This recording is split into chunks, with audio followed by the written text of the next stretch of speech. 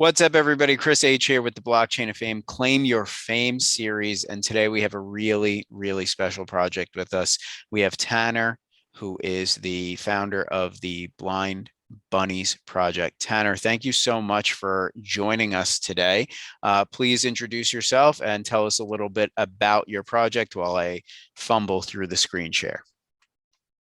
Yeah, thank you for having me. I'm excited to be on here. We met through a space. You just heard my pitch a little 3 minutes, so I just appreciate you giving me the time to kind of give you the full rundown of what we're doing over at Blind Bunnies. So my name is Tanner Maddox. I am actually in my real life, I guess you'd say. I'm a Division I football player. I play at Villanova. I'm a quarterback. You'll hear about kind of how that ties into our project a little bit, as we get going here. I'm from the United States. I'm in Pennsylvania, obviously. It's Villanova is actually my hometown. So, yeah, it's pretty much the basics about me. I'm heading into college, so I'll be a freshman. I'm an 18-year-old kid, but I have a lot of experience in this NFT space, a lot of connections, and yeah, we're excited to get this project going. That's really nice. So, first of all, congratulations. Being that high level of an athlete is, a feat in its own self and its own thing. And, being able to kind of go deeper beyond your own credibility and celebrity and future star status, hopefully, and giving back to such an honorable cause is really remarkable. And I very much appreciated your 3 minute shill or pitch in the space so much that I had to reach out and we had to get the full rundown. So tell us how Blind Bunnies kind of came about.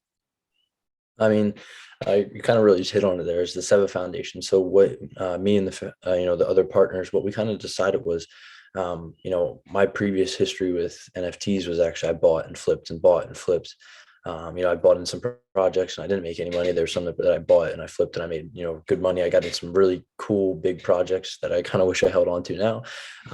But better safe than sorry, I guess you'd say. But so we kind of were flipping and I just kind of realized it's like, how much money are these people making off of a project? And I'm doing the math. I'm very, very big math guy. I love doing math. I can set up a Google Excel sheet or Google spreadsheet and have, I know all the functions, all that stuff. So I'm very big on numbers.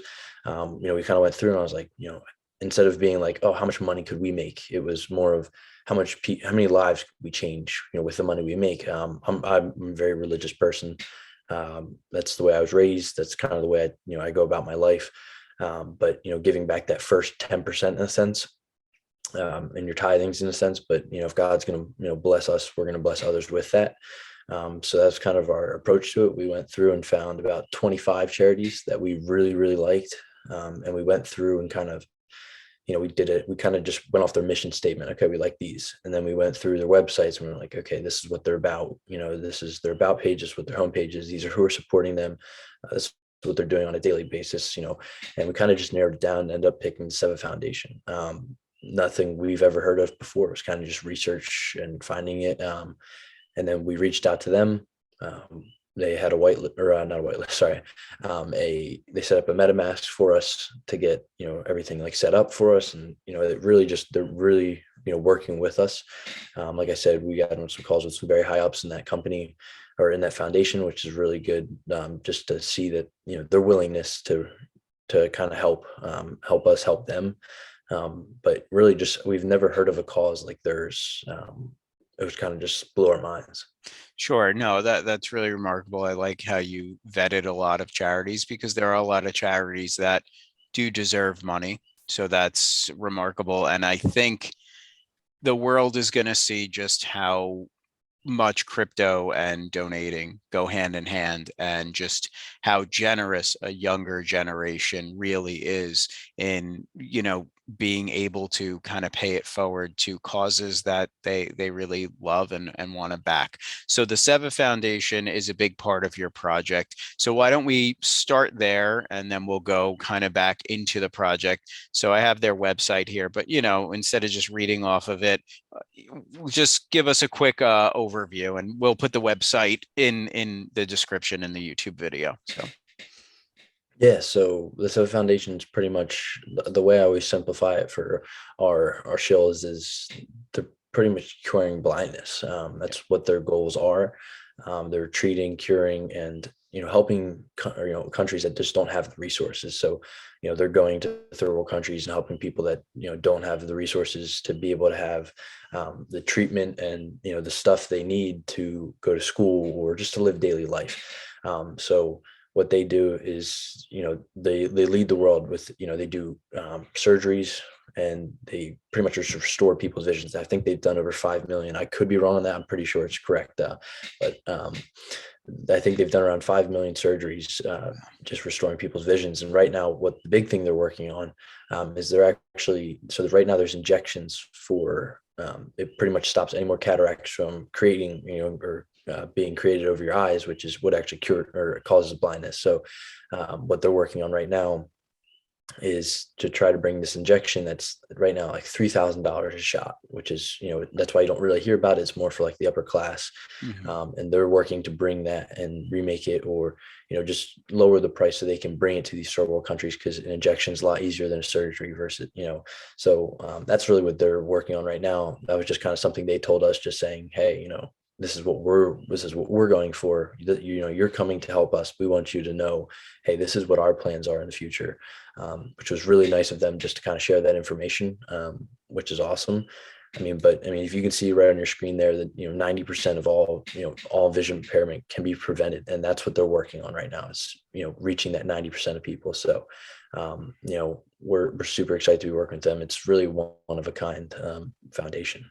Yeah, it seems like it. And I could speak a little bit from being in early childhood education that there is such a need for just, awareness of students who don't realize that they have a vision impairment, or parents that can't afford a pair of glasses. So I'm sure they also help with that, as I can see right on their Mhm. website, and, giving procedures and, doing surgeries and kind of taking the sting out of the cost of these very expensive treatments is a really great thing to do, and kind of rolling that out is amazing. So your donations are going to be going to a fruitful cause and be very, very helpful to a lot of people. And like you said, tying it all into your faith and your upbringing and your realization that this is something that you can do and make an impact in a field that you've had some blessings in is really a nice thing. And I think more people in the industry can take your lead on this. But now I want to get back kind of to the project. So first, why don't you just give me the stats, collection? Where are we? What blockchain? How many? Price, and tell me a little bit about your pre-whitelist and how that is going to help fund your project and connect it to your influencers and your pitch and trying to get this out to the world. Yeah, so we're Blind Bunnies. Obviously, the collection is 3,737 bunnies. Mhm. They're on the Ethereum blockchain, and kind of the way we came up with those numbers. And really, this is just kind of the backstory of, we knew we wanted to do work with the SEVA Foundation, and then we picked how we wanted to do our art. Yeah. So the reason we went with the numbers 3 and 7 were Hmm. because 3 and 7 are the most liked numbers in the whole entire world. Like, they stand out. That's what people said their favorite numbers are. So that's why we went with that. We want it to be personable. And then, the same reason we went with the bunny, we kind of get that Bugs Bunny look. Yeah. In a sense, it was, we knew we wanted to do a bunny. We didn't really necessarily know we were going to end up in that kind of Bugs Bunny area, but we just were like, oh, well, bunnies were really liked. And then we found out, we kind of did our research and found out, Bugs Bunny's most liked character, cartoon character in the whole entire world. And we were like, why not do that? Make it personable. And I can't tell you how many times we get, oh, it looks like Bugs Bunny's giving me that kind of like, it's like a nostalgic feel. And that's what Yeah. we want. We want people to connect and relate. Because you can relate with our foundation. There's people all the time that we were in space, and the guy literally said, "I'm a photographer. I can't imagine my life without vision." Yeah, I remember him Um, saying that. Yeah, yeah, it was really touching to kind of make that connection and see that people are so, behind this concept. And why don't you tell me a little bit about, just sticking with the art, what do the X's signify in relation to it? Because I know you had spoken on it kind of in the space, but I wanted you to just kind of speak to that as well, because I don't want to misquote you or anything. The X is in what sense? Yeah, Sorry. for their eyes. Didn't you say down the road that they were going to be all different types of eyes that were going to be coming to the bunnies as the collection Mhm. grew? Yeah. Yeah, so pretty much there's some sort of covering on the eyes. It's not necessarily an X. Okay. There's X's, bandages, different sorts of stuff, Sure. glasses, different types of coverings. But um, pretty much, yeah, that they're right now their eyes are covered, they're blind. And our story behind that, if is that their vision got thrown into the metaverse, Mm. and we've kind of made it a parallel to real life. So when we get our collection, and you hold on to our collection, we actually give you a free NFT of your bunny with the eyes Mhm. after you hold for a certain amount of days. And we're kind of relating that to real life. We're paralleling it that, if you're buying one of our bunnies, you're giving somebody their vision back in real life versus your bunny getting its vision back through an NFT. So that's kind of the way we're correlating that and relating that to what we're doing in real life. Yeah, I mean, and people can see the value in that where they're supporting a good cause and then getting to kind of get an NFT and then saying, "Oh wow, I got another free NFT." And I don't want to say kind of upgradable, because I don't want to, put anybody down who is suffering from vision impairments, but just an NFT that's almost like an extra and a nice connection to how prior the prior version, and now the post SEVA interactive, version where they intervened and gave somebody back their sight is a really nice touch. And I think that has a lot of value in it as well. So I think, is there any other collection detail? I know we wanted to talk about the pre-whitelist mint. So tell me about this concept, because this, we're all used to whitelisting and public minting, but tell me a little bit more why you've decided to go with this pre-whitelist route. Yeah, so we actually are um, we have connections. Like I said, my background is football, so I have connections with agencies and stuff. So we actually have access to over 1,000 NFL athletes that are active. And obviously, some of them come with prices and all sorts of things. We've had some that come on our team kind of willingly just because they like our project and they support it. But everything really comes with a price in a sense. So up to this point, we have done zero paid advertising in any way. Nice. So what we're doing is we're using this pre-whitelist as kind of like early investors in a sense. So you're investing into our NFT project, and the money that we get from that is going to be used for advertising. So we're planning on bringing on some really big NFL players, rappers, and different types of artists and stuff like that. Different other sports impact, like different stuff like that. But that's kind of the reason behind our pre-whitelist is just early believers in our project. There's extensive perks for that. Originally, we were priced at 0.1 ETH, but like I said, we dropped that 63% to 0.037 ETH, and the reason behind that was kind of we just wanted more people in it versus trying to make our listen, getting everybody always acts like getting paid's a horrible thing. It's really not. It's a necessity. We're giving our percentages to the foundation first and all that other stuff, but as a team we just decided nowhere in our mission is it for us to make money. It's all about SEVA Foundation giving back to our community. So we decided to just really cut off of 63% of what we were going to make as a group and just allow more people to get into our project. Yeah, I think that is also really remarkable. And you're doing a big thing and a good thing here. And when you do these things and you have the success and you bring down a barrier of entry for your community and allow more people to believe in you and your project and get in there, the money will come. Maybe it comes in the secondary market, or it comes through people really being behind your project and donating more to the SEVA Foundation. So as long as you keep the faith and keep believing in yourself and your project, I think, you're onto a really wonderful thing here. And who doesn't like a sale, right? Who doesn't like a nice discount? And, I think that's really nice of you guys to do that for your community and get more people on board. All right. So why don't we touch briefly on your roadmap? I have this version. Is this the version you want to look at, or do you want to look at the other one? Like on Yeah, no, the, this is pretty much okay. it. Okay. So yeah, stage one's pretty much, or the phase one part is kind of broken down. There are two sections here. So stage one's kind of like before our mint, and then stage two is kind of what we're on currently, which is our coming out of the burrow. That's what our slogan is, kind of like out of the burrow. That's when we started getting out and reaching people. So, like right there, we're launching our pre-whitelist, which we already Sure. started. We're partnering with our pre-whitelist influencers. That's the stage we're working to get to right now. Hmm. And then, after that, we're bringing in more community members. So right now, we haven't really made a push for Discord. We use Twitter. We're very personable. I've had a conversation with every person that has minted, really that any person that's signed up for pre-whitelist, I've had a conversation with, and that's what we're about. So right now we're kind of building like that tight knit community, and that's how you build people that are passionate about your project. So that's what we want, and these people are going to be the staples in our project, really, and they're going to be the people that push our project to other people, and we're seeing that start already. And then after we fill up all of our pre-whitelist, then we'll use those influencers, and then we're going to open up our whitelist, or the general stuff, the whitelist, and then our general. So that's kind of the way we're going about it. But right now, yeah, I would say this is going to be the hardest part right now, is filling up our pre-whitelist. We understood that was going to be harder than our whitelist in general, because these are the first 100 people. You have to tell them, hey, you're going to be the first, or 100 mints is what we're shooting at. So 100 mints, this is what we're gonna. You guys need to invest in our NFT before there's really, it's not even 10% of our project is sold out. So it takes a lot of trust, and it's hard to find people that are willing to put that trust in us.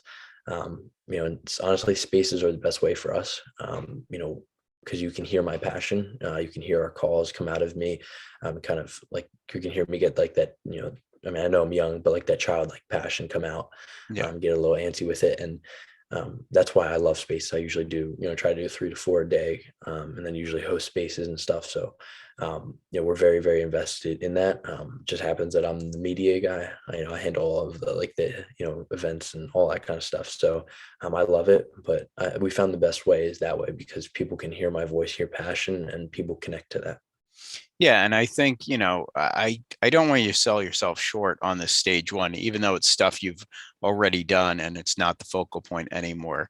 You do get a lot from your stage one. You put the art together, you got your socials together, you got your community building, you're looking for the right people to spread your message, and you're setting up your costs, your blockchain, your contract, everything like that. And you put together a really nice roadmap and a great website. So don't sell yourself short on those things. I think people gloss over that often because it's not as sexy as saying like, hey, don't worry, this is behind it, and we're doing all this other stuff.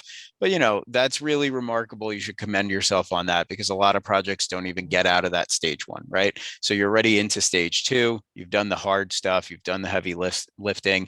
You've acknowledged at this point, you're really going to push now for this pre-whitelist. And I think that's good. And spaces are everything at the moment. It is a free way to get people behind your project. And it's a great, great way to do what you're doing and currently accomplishing what you're doing. And I mean, look, it works because, I heard your passion and I was like, we got to have this guy on Claim Your Fame. And now we're here chatting, and, thank you for coming on and giving me the opportunity as well.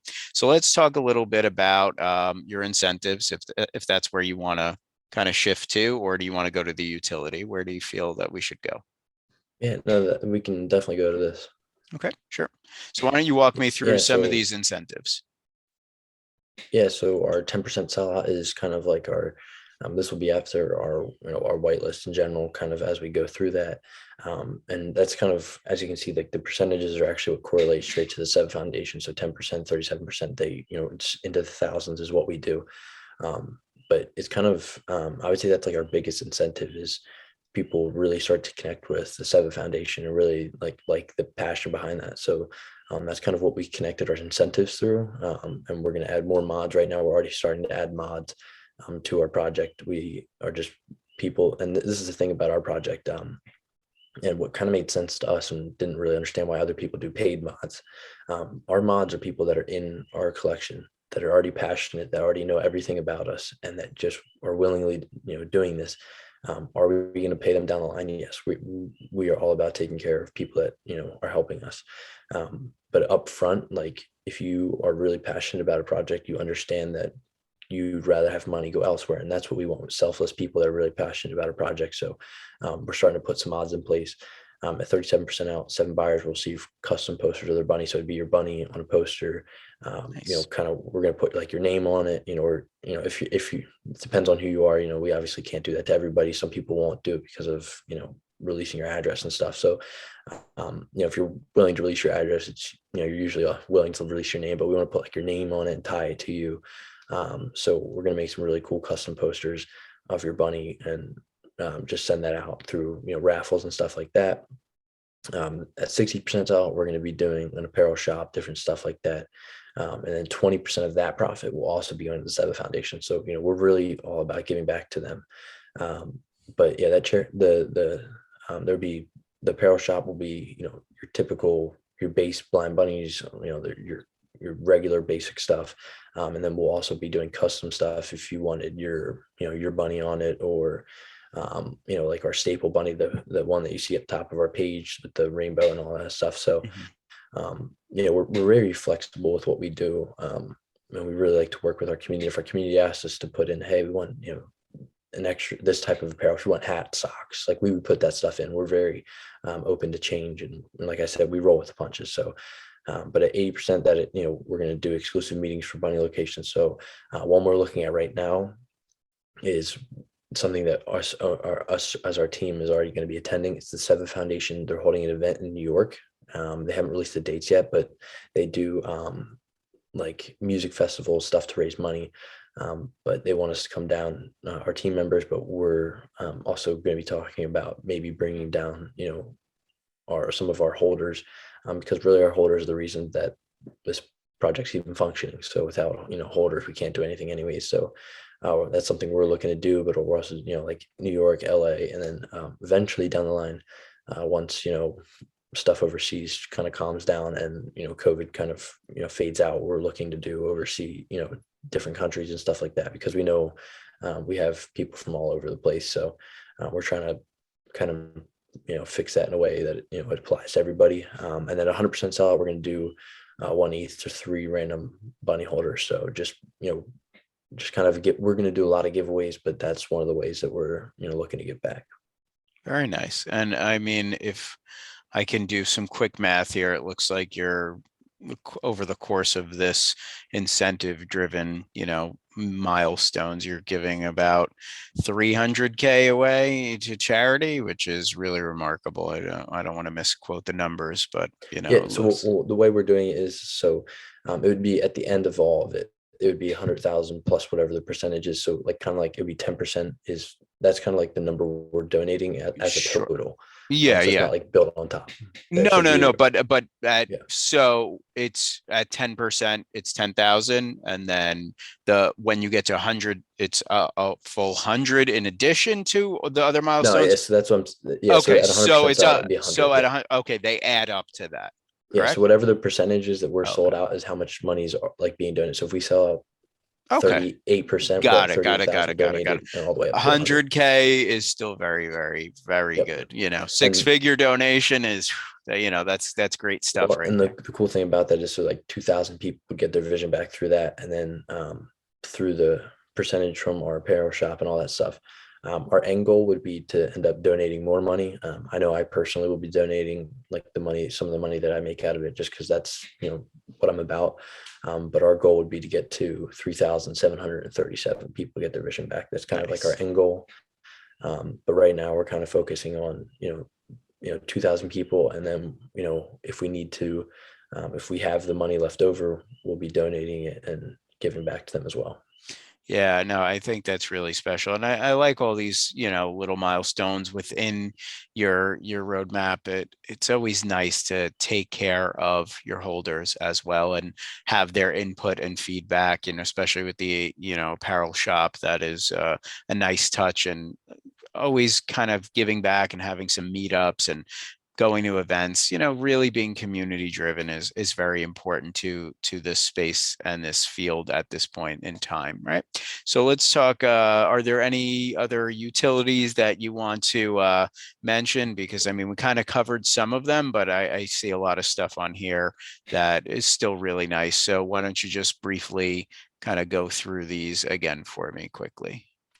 Yeah, so up top, the royalty investment, we call it the Carrot Club. So what that is pretty much we're going to give through raffles. We're going to pick a certain amount of people, and we're going to pay for tickets for in-person events or travel, hotels, different stuff.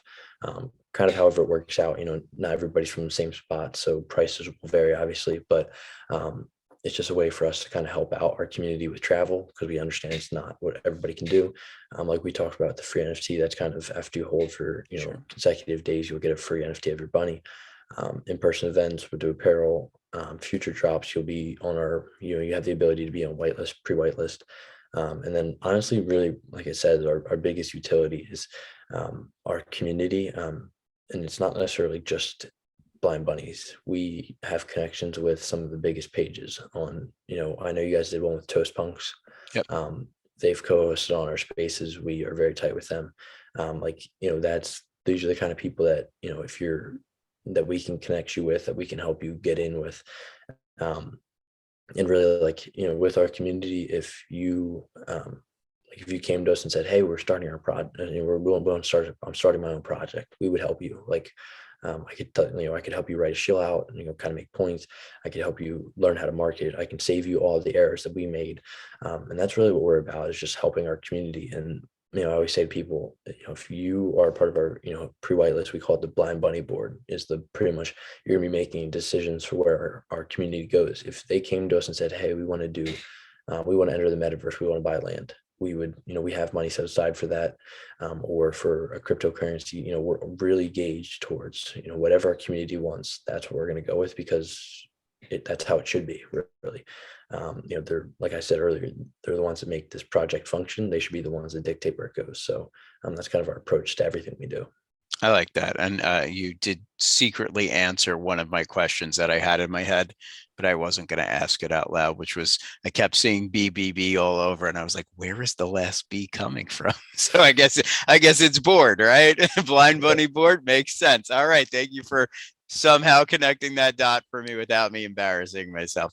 All right. So, I mean, we've covered so much in such a little bit of time, but I think what's really important to realize is you have a plan in place, you have connections, you have a good heart, you want to share your passion, you want to help people. And those are all really remarkable things. And at any point, if anybody wants to become part of this Blind Bunny board, are there still pre-whitelist spots available to get on board with the project? Yeah, so pre-whitelist has been slow up to this point. Kind of came out with a little spurt, and then we kind of slowed down. We dropped the price, which helped, but I would say around 50, a little over 50%. Nice. So we're more than half. So, yeah. So time is ticking, and by the time people see this video, maybe you'll be sold out or very close, and we'll get you over that little last hump. I mean, Tanner, I think you got a lot of really nice things going here for your project. I think you are very perceptive and receptive to your community and the feedback, and a great cause. So please let me know if there's anything that you would like to close with, or anything we did not cover that you want to talk about. Is totally fine. We still have a couple minutes left. yeah, I mean, I would just say, our Twitter's at Blind Bunnies. It's on our website there, blindbunnies.site. But feel free to DM us about anything. That's one of the things I always like to close out with. Everybody's always like, DM us with questions about our project. That's not who we are. Yeah. DM me if you have questions about what an NFT is or how to start your own collection. I will help you. It's not just restricted to people that are buying into our project. I love helping people. I mean, that's why we started this project, is just helping people. So if I can help anybody, feel free to DM me. And, if I can't answer your question, like I said, we have connections with other projects that I can go, hey, somebody asked me this question, what do you think about this? Or, what's the answer to this? And I can get that answer for you. So, always feel free to DM or reach out to us. And, we're pretty quick responders. Very nice. Very nice. And I just have my own one last personal question. When you do get yourself, hopefully, to the NFL, which team are you hoping to play for? Any team that will take me. Oh, come on. You gotta have a little bit of who you going for? Come on. I would say a team that's not too hot but not too cold. So I like Well, what? Kansas City. I All like right, Kansas nice, City. nice. All right. I mean, I don't know. I wouldn't mind sitting on the bench behind Mahomes. You get to learn a lot, get to watch his brother dance, right? Have some Yeah, fun with I would that. say I have a very similar playing style to him. Not him. He's one of a kind, but that's kind of like the weird stuff. That's kind of like that's what I model my game So after. you So can pretty much like, look right and throw left and all that good stuff and extend the play. I Very practice that nice. stuff because of him. Very nice. All right. I And then practice that stuff because of him. nice, nice. And who is your team that you actually root for in your own personal You're life? gonna hate me for this one too. I'm a football fan. I love watching football, but I would say I like watching Patrick Mahomes play would be my Okay. biggest thing. But I like watching Rodgers. I like I was a big Breeze fan before he retired, Yeah. but I'd say Rodgers and Mahomes. Nice, very But nice. Yeah, I'm a Giants fan, so it's been a minute for us. But I get to see three, three. I mean, I was alive for five Super Bowls, but I got to see four of them. And 4 Super Bowls and well, I got to see, them. I didn't see one of the wins, but I got to see the loss to the Ravens and the three other wins. So I've been a little bit of a spoiled Giants fan, even though it's been about 11 years or so now since the last time I've gotten to see anything Yeah, remarkable. But, you also got to watch them knee at like the 5 yard line, at their own 5 yard line too. That was yeah. yeah, I don't like that. We don't want to talk about. I'm gonna have to edit this part out. But listen, Tanner, you're a great dude. I definitely want to keep in touch. Everybody, please go get on this pre-whitelist mint.